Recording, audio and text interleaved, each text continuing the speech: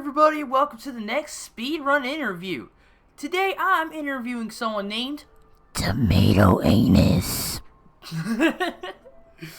Hey Patrick, just wanted to say thank you for asking me to be a part of your YouTube channel, and thanks for asking me to do this interview. Let's get started with the interview. Why did you start speedrunning? So I first was introduced to speedrunning in 2011. A friend showed me AGDQ 2011 while it was going on.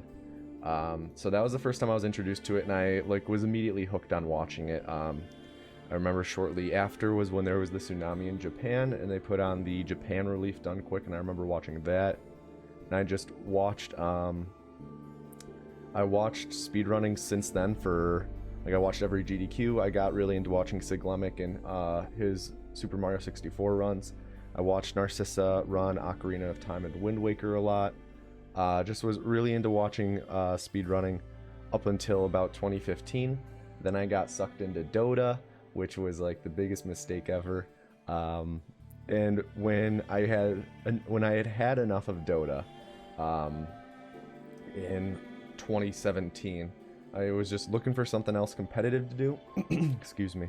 I was looking for something else competitive to do, and AGDQ 2017 was on, and I was like, oh yeah, speedrunning. I watched this a ton, like a couple years ago, but I had fallen off from watching it because of Dota. So I was like, I should give this a shot. It would be a good competitive replacement in my life instead of like playing a MOBA for 6, 7, 8 hours a day. I should just speedrun instead. So yeah, I decided I was just looking for something competitive to do on my free time, since I'm a competitive person, grew up playing a lot of sports. And yeah, speedrunning just seemed natural to me. It seems like a natural progression to me. So started speedrunning Fallout 4 then. What games are you currently speedrunning, and what games do you plan on speedrunning in the future? So I actually just completed a really big grind for Fallout 4. I would consider that to be like my main speedrun game, my main speed game. And I'll always continue to speedrun Fallout 4, as well as all the other Fallout games. As far as games in the future that I'd like to speedrun, it's hard to say. I'm not one to really pick a game and say, oh, I'm gonna speedrun that. I'd rather kind of just like throw a bunch of things at the wall and see what sticks for wanting to speedrun. I've learned a ton of speedruns over the past couple years, but never, like if you look at my speedrun.com page, it's pretty much just Fallout and then an NBA Street game. Because like I'll learn speedruns and like I'll try them out and they won't feel right. So I don't really have any games that I have plans to speedrun in the future. If there's ever any additional Fallout games that are not awful to speedrun, or online only experiences, I'll likely speedrun those just to stay on brand, I guess. But I don't really have any concrete plans for games to speedrun. I largely just focus on the YouTube scene, making videos on there. What glitches, skips, and tricks would you say has been the easiest and also the hardest for you to perform? A glitch trick that I would say both easiest and hardest. It's called COC2. If you've seen my AGDQ Fallout Anthology run, it's the glitch at the beginning of Fallout 4 that I used a prop to explain. I have the prop here, actually. The middle cup is missing because, as you can see, I had to undo it. I had to take it off. The middle cup's missing. I have to replace it because it was crushed in TSA when I was flying back from GDQ. But COC2, and it's a very complicated glitch. That's why I had to make a prop to explain it, because it's very difficult to really understand what's going on with it unless you have like a visual aid.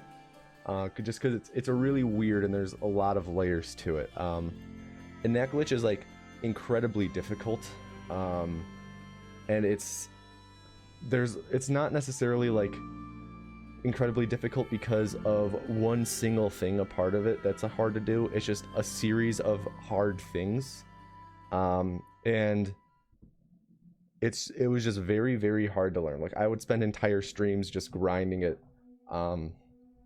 grinding practice for it. Like I remember I did like a 4-hour stream the day that we figured it out, of just trying to get it, and I maybe got it like twice in the entire 4 hours. So that's definitely for hardest. But then at the same time, it's like I've done it so much at this point that it's become it's one of those things that's just automatic at this point. And really there's not much difficulty to it at this point for me. So I would say it's definitely one of the tricks that was very hard to perform, but it's also become one of the easiest ones because I've done it so many times by now. What games were you shocked to see others speedrun? So the game that to me, when I was like really diving into speedrunning, that was the most shocking to me is Crystal's Ponytail. It's a game for the Sega Genesis, and it's actually the first game I ever beat when I was the first game I have a memory of me beating. My family, we had a Genesis growing up. We still have it. We still have our old Genesis.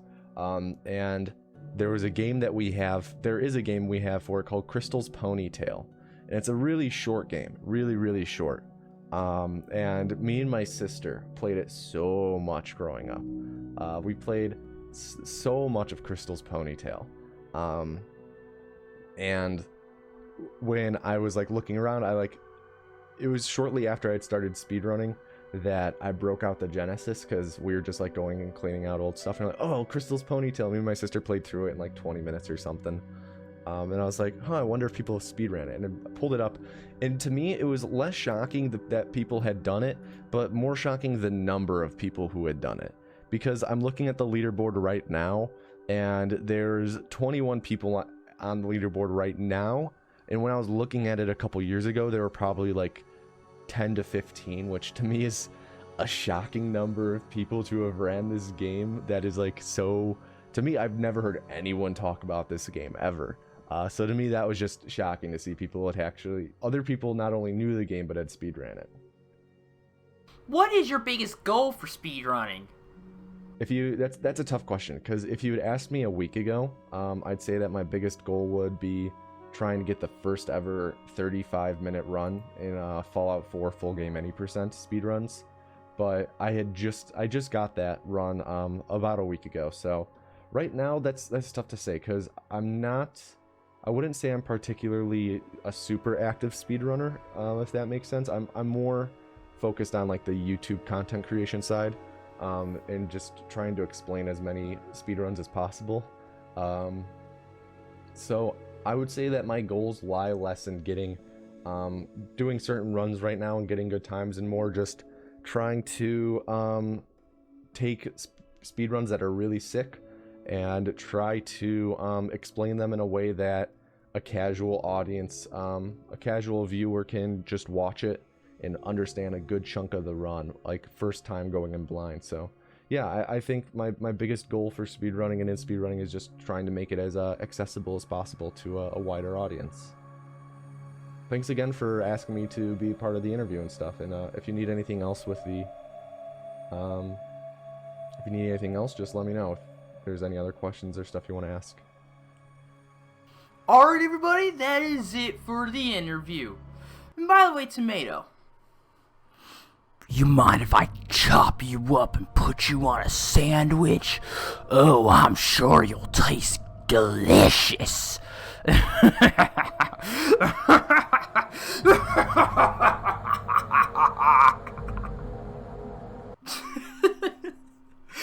Alright everyone, that's it for the video. Thanks so much for watching. Like, comment, subscribe. Now see you all in the next video. Goodbye everybody.